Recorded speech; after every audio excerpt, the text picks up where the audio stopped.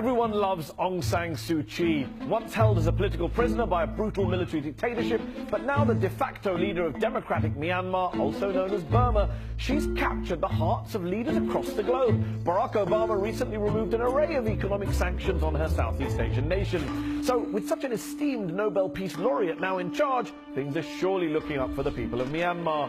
Well, not all of them. Certainly not the Rohingya Muslims who live in that country, victims of ethnic cleansing and maybe even genocide. Yes, for years the Rohingya of Myanmar have lived basically as an underclass, most of them stateless. They've been terrorized by groups of violent Buddhists who wrongly labeled them illegal Bengali immigrants, and more than 120,000 of them have been forced into camps. The government doesn't even recognize the name Rohingya. But you know who else doesn't recognize the Rohingya? That's right, Aung San Suu Kyi. Not only was she accused of cowardice for refusing to call them by their name and criticized by the Dalai Lama, among others, but she since demanded that the US government not use the name Rohingya either. And in a remarkable 2013 interview with the BBC's Mishal Hussain, Suu Kyi refused to condemn the systematic violence against the Rohingya, that same violence that the UN Special Rapporteur has said could amount to crimes against humanity. Muslims have been targeted, but also Buddhists have been subjected to violence. But there's fear on both sides. Both sides!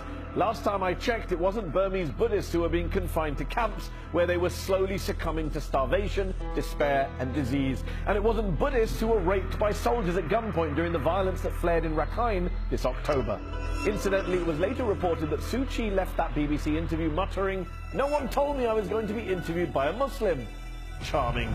Now, defenders of Suu Kyi argue that her hands are tied by an all-powerful military elite. They also point to the new advisory commission her government set up, chaired by Kofi Annan no less, and basically tasked with ending the violence and promoting peace. But here's the thing, some local politicians are already refusing to cooperate with it. And while Annan can give recommendations, his commission has no power to enforce those recommendations. As part of her struggle against her country's military rulers, Aung San Suu Kyi spent 15 years in detention. 15 years waiting for justice. Now she's in power, how many years will she make the Rohingya wait for justice?